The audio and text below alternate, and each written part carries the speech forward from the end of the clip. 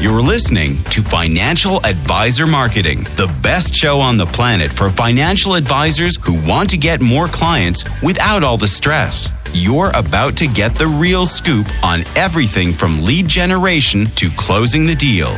James is the founder of theadvisorcoach.com, where you can find an entire suite of products designed to help financial advisors grow their businesses more rapidly than ever before. Now, here is your host, James Pollard. Financial advisors, what's up? Welcome to another episode of the Financial Advisor Marketing Podcast. If this is another episode for you, if this is brand new to you, welcome. I am glad that you're here. If you're a longtime listener, welcome back. There are now over 200 episodes of the Financial Advisor Marketing Podcast. Wow, that's awesome, and I'm super grateful. I was scrolling through the episode list, and I realized there aren't any episodes about pricing or how financial advisors should price their services. So I figured I would chat with you about that topic this week. Now, this is not going to be an episode about how you should charge, meaning your actual business model. I am really agnostic when it comes to how financial advisors charge, because I think a beautiful part of living in a free country is that consumers get to choose which products and services they use. They get to choose how they pay. I understand that some people might think charging based on AUM is excessive, especially if somebody has a bunch of money being managed. And maybe it is. I really don't know. And I don't have a dog in the fight. But I know that people might think driving a Rolls Royce is excessive. They might say, oh, you're paying that much for a car? Why would you ever pay so much for transportation? Or some people will pay more money for t-shirts. There are plain white t-shirts that cost $10, and there are plain white t-shirts that cost $100. They both serve the exact same function, and they can even look the same, maybe even exactly the same, but one can cost 10 times more. Is the person wearing the $100 t-shirt being harmed in some way? Again, I don't know. I really don't. I'm not just saying, oh, I don't know, to be facetious. I really don't. But I thank my lucky stars every day that we live in a country where the person who buys the $100 shirt is free to do so. Look, I have inner circle members who charge all sorts of ways. There are hourly financial advisors, AUM-based financial advisors, retainer financial advisors, subscription-based advisors, and so on and so forth. I've helped all of them from every single business model under the sun get more clients and make more money because I care about them and their goals, not any one way to do business. I want everyone to be more successful. I want all financial advisors to be happy, healthy, and prosperous. I also want the clients to be happy, healthy, and prosperous. My job is to serve financial advisors, and the financial advisor's job is to serve the clients. No matter what you do, always make certain you're serving the client the best way you can. I wanted to record this episode because one thing I've noticed among a lot of financial advisors is they're not charging enough. This is especially true with the non-AUM financial advisors, the ones who charge a flat fee or hourly or subscription. Obviously, I know pricing varies based on client situations, client complexity, the advisor's experience, and how well the advisor is positioned in the marketplace. I get that. We'll cover a few of those things in this episode. But mainly, I want to talk about the psychology behind pricing and how financial advisors can get over the mental hurdles that come from pricing services. The first thing I'd like to discuss is that there is no amount you can charge for people who do not want or need your services. For example, I do not like squash, the food squash, not the game. I don't care if I can buy squash for 10 cents a pound. I don't want it. It could be free, and I would still prefer to pay for a different food. I think squash is disgusting. You might like squash. I'm sorry if that offends you. And it may be heartbreaking, but there is a segment of the human population that will literally never pay for financial advice, no matter what you do or say. You might not want to accept that. You can fight it all you want, and you'll go down kicking and screaming. As the old saying goes, you can lead a horse to water, but you can't make it drink. And I would even make the argument that you should be careful about even doing that, about even leading the horse to water, meaning my personal approach would be something like, assuming the horse could understand me, I would go, hey, horse, there's water about 1,000 yards over there. It's delicious. I think you should drink some. And that's it. My philosophy is one of giving people the opportunity to buy. If someone doesn't at least acknowledge the value, I'm not going to waste my time. I'm not going to keep trying. I'm not going to keep pushing. Now, if the horse responded back with legitimate questions like, well, is the water cold? Did you drink any? Or do you have any way for me to store the water? Then I would engage in a conversation with the horse and I would potentially lead the horse to the water. But I'm not going to twist the horse's arm, leg, whatever. I don't know what you would say. I guess it's leg, right? To do what I want. Life is too short for that. And I know it sucks when you're talking to someone and you know deep down in your heart you could transform that person's life if he or she would work with you, but there's resistance. I've been there. I'm there all the time. But you have to learn to let it go. And I know some people will think, oh, well, the reason people don't want to work with me is because I haven't made the value clear enough. Well, maybe that can be true in some situations, but if other people are saying yes to you, those people are obviously seeing the value. You have enough value for people to work with you. It would be one thing if you tried to present an offer to the marketplace and nobody took you up on it. However, when some people are saying yes to you and immediately seeing your value, then by definition, you know you're offering something valuable.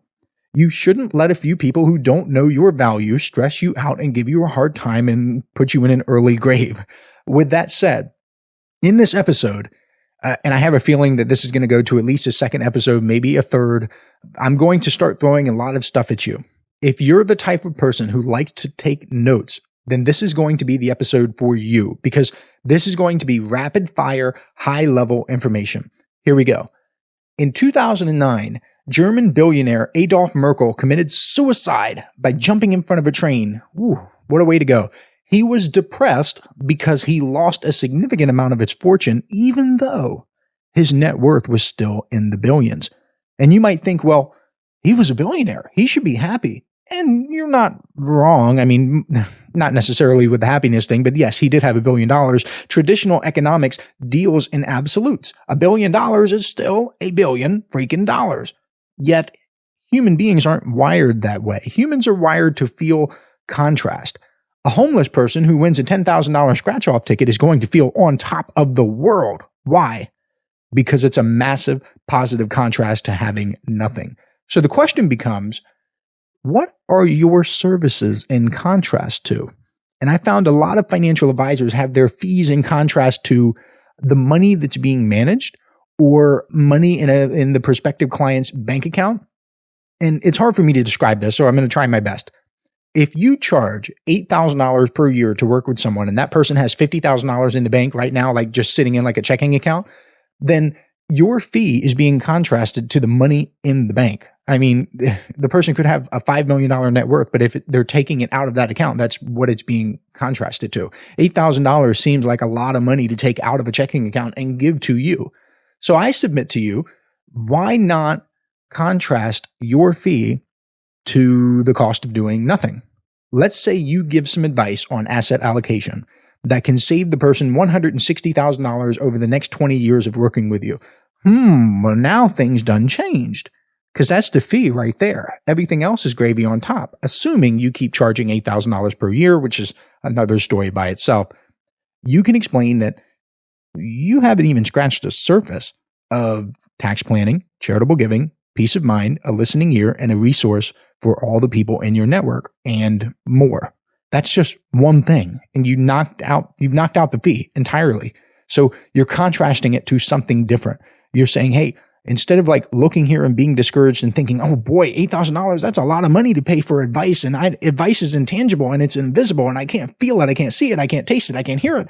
I can't experience it until it comes to me. And after, I paid the significant chunk of money, you can make it a little bit more tangible and you can contrast it to something even bigger. Next, I want you to think about the context in which you are charging your fees. I know it's nice to work from home and it can be fun to wear pajama pants and everything. I've got cool pajama pants too. I've got I think I have the Grinch pajama pants that I wear around the holidays. But think about this. Richard Thaler once did an experiment about how environment influences price. Imagine you're lying on the beach on a hot day and you want a cold beer. Your friend offers to grab a beer from a rundown grocery store nearby. He tells you it might be expensive, so He asks you how much you're willing to pay, and he's only going to buy the beer if the store's price is no greater than your limit. So if you say, I'm only willing to pay $2, he's not going to pay more than $2. If you say, I'm only willing to pay $1.37, then he's not going to pay more than $1.37. Thaler posed that question to executives in the early 1980s, and he found that the average price they were willing to pay for a beer from the grocery store was $1.50.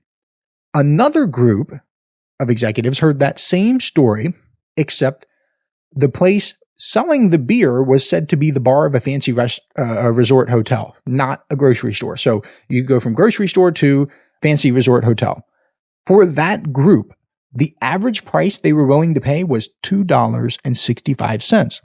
That's a 76% price increase, merely by changing the environment in which the beer was sold. Both versions of the story made it clear the friend was buying the person's favorite brand of beer, your favorite brand, whatever it is. It was the exact same no matter where it was purchased. It wasn't bigger, it wasn't smaller, it wasn't colder, it wasn't warmer, it wasn't different in any way. It was the exact same beer. Yet people were willing to pay 76% more on average when it came from the hotel bar. Furthermore, when people were told the hotel bar charged $2, they described it as a fair price. When they were told the grocery store charged $2, they described it as price gouging.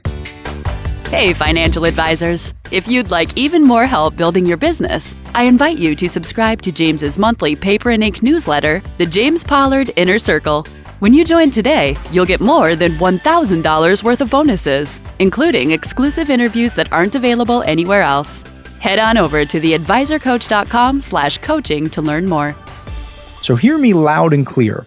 The context in which you charge your fees has a lot to do with how digestible they are to your clients. I'm not the type of person who likes to spend money on fancy chairs and desks and monitors, but I'm also not the type of person who ignores clear empirical evidence. If you're a tightwad and you're trying to offer advice from a rundown office or even worse, your bedroom, then I want you to keep the study in mind. Look, I know it helps to save $1 here and there. I also know you have to get in where you fit in. But please think about this study. Here's another little story. It's a story that combines both context and contrast.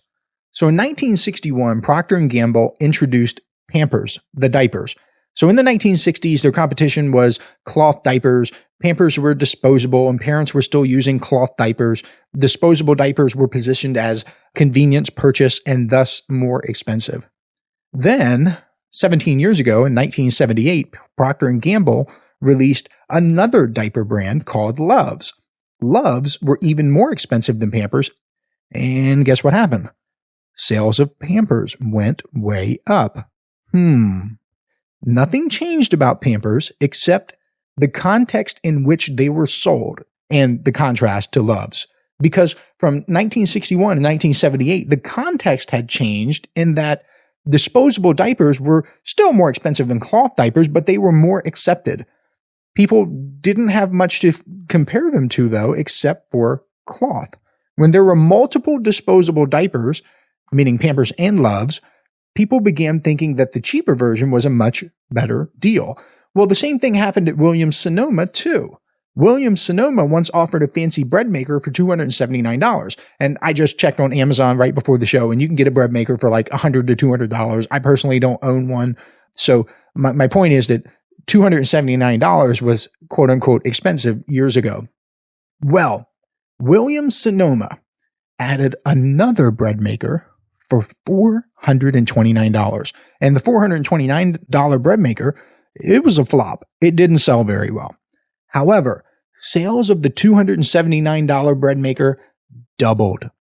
The price seemed high when it was by itself, but once they added the $429 model, the $279 bread maker was no longer seen as such an extravagance. So here is a high-level concept for you. Is there a way for you to explain to your prospective clients that there are even more expensive options out there? I know the cost of doing nothing is pretty high, but what else is there? Some of my flat fee Inner Circle members, they do this. They compare their cost to something else. I have an Inner Circle member who charges $7,500 per year. It's billed in arrears at $1,875 per quarter. Well, guess what he tells his clients? He says something like, I charge $7,500 per year. I give you this, and this. If that sounds like a lot, then understand a fee-based financial advisor will charge you 1%. Since you have $1 million, that's going to be $10,000. When your money grows to $2 million, you get charged $20,000. I will still charge you $7,500 per year. It doesn't seem like that much now, does it? And there are lots of financial advisors who are using this approach. Again, I am not telling you to do any particular business model because I see the value in all of them. I see the value in hourly. I see the value in subscription. I see the value in AUM. I don't have a dog in the fight. I'm just telling you, flat fee financial advisors are doing this and it works well. The big caution I want to give you, because this episode is titled like how to raise your fees or financial advisors raise your fees. If you're someone who positions yourself as charging less than someone else, you want to avoid making it seem as if you're somehow inferior to the person charging more, because that is what happens. Okay. If I came up to you and I offered a Lamborghini for $10,000 and it was brand new Lamborghini, just came out, you would be like, what's wrong with it? Because you're trying to figure out why in the world is this guy charging $10,000 if it's really a Lamborghini and it's brand new. So you want to give a reason why you're charging less than someone else. This will justify your lower price and it will alleviate some of the fears that come from seeing someone charge less. As some of you might think that's crazy that people will have a fear of paying less, but it happens. It's real. One good reason I've found that justifies lower prices is having stronger systems. And a good reason for having stronger systems is because you have a niche. For example, the financial advisor who works with everyone who has a pulse might have to switch from working with an attorney to working with an entrepreneur, and those have highly different needs. And the advisor needs to do a little research and do extra work to deliver maximum value. You, on the other hand, work exclusively with entrepreneurs. So your systems are in place and your processes are so streamlined that you can charge less while still delivering better service than the other advisors because you are spending all day working with entrepreneurs. You see the same things over and over and over, and you have streamlined your entire business. Please note, I am not telling you to charge less. I am telling you to point out where other people are charging more, or other services or other companies are charging more. If you're currently charging $5,000 per year, I would encourage you to try to charge, well, not the $5,000 specifically, but if you're charging like anything right now, try to charge a little bit more, because as long as your value is there, you should have some price elasticity. If you're adding $20,000 per year value through the tactics you provide, the coaching you give to avoid behavioral mistakes or something else, then there is elasticity to go from like $5,000 to $6,000 to $4,000 from $3,000 to $10,000 from $9,000. But in like 5 to 6, that's a 20% increase in your revenue. So as long as you don't lose 20% of your clients, then you should be fine. Well, actually, you can probably lose a little bit more than 20% of your clients and still be fine, because your profit will likely be higher. But I don't want to get into the numbers right now. Like I do that in the Inner Circle newsletter, and I give people like the nitty gritty numbers behind running a real business. I also realize there are a lot of feelings that come along with raising prices. It can be uncomfortable, but here's how I look at it. When you raise your prices, you shouldn't look at it as your new clients paying a premium. Your perspective should be that your old clients have been receiving a discount. And if you're still uncomfortable with it, then think about the number you want to charge. Sit on it for a little bit. Think about it. I found you can get more comfortable with it, especially if you begin looking for areas in your life where you pay that amount, which brings me to my last point this week, because I'm coming up on the 19-minute mark. Your business is a reflection of you. I know lots of people don't want to hear it, but it's true. If you are a crappy client, you will get crappy clients. If you're getting people who want to nickel and dime and negotiate with you, take a look in the mirror. One of the best business books I've ever read is an obscure book called How to Sell at Higher Prices Than Your Competitors by Lawrence Steinmetz. As a result of that book and letting its concepts marinate inside my brain, I have zero squeamishness about selling, about price. I charge what I charge because I add tremendous value to financial advisors' lives. I know not everyone sees that value, but those who do end up benefiting, so it's all good. I know what I bring to the table. I know that if financial advisors interact with me, I'm going to improve their lives, and it has a benefit that can be measured monetarily. The most interesting part of the book was not about pricing models or justifying prices. It was about the mental side of pricing. Mr. Steinmetz said he would fire any sales reps who were price shoppers in their own lives. Why? Because those sales reps would project their own beliefs onto their prospects. The sales reps would mistakenly believe their prospects bought on price. In reality, price is almost always more important in the mind of the seller than the buyer. The person trying to quote unquote sell the price ends up doing all sorts of mental jumping jacks in order to justify it, or worrying about what the prospects think, or worrying about charging too much, even though people rarely, if ever, charge what they're worth. Personally, I found that most people should stop worrying about charging too much and start worrying about charging too little, and we'll cover that in another episode. And I know this might seem a little woo-woo to some of you, but when I started becoming a better customer / client, I started making more money faster and easier. I said yes quickly, and people said yes to me a little quicker. I stopped telling myself that I needed to think about things or I needed to sleep on things, and people stopped telling me that. It was magical. And when I tell someone that I personally invest in myself without a second thought, like I whip out that credit card, I spend the money, I do it, and it's wonderful. I can tell people that from a place of 100% honesty. People know I'm being real with them, and they respect that. When I tell them that I spend thousands of dollars per month investing in my own business, it's real. I'm not saying it to sound cool. If I ask a financial advisor to invest in himself or herself, it's because I know there is a benefit to be had because I do it. I still have a lot to say on this topic of pricing and raising your fees and the psychology behind pricing, but I am out of time. So I'm going to continue this topic next week. If you haven't subscribed to the Inner Circle newsletter yet, make sure you do so over at theadvisorcoach.com/coaching, because quite honestly, you can make back the $99 per month from one price increase as a result of this episode. If you take my advice here, the newsletter is pretty much free to you. So you're welcome for that, and I will catch you next week. This is thepodcastfactory.com.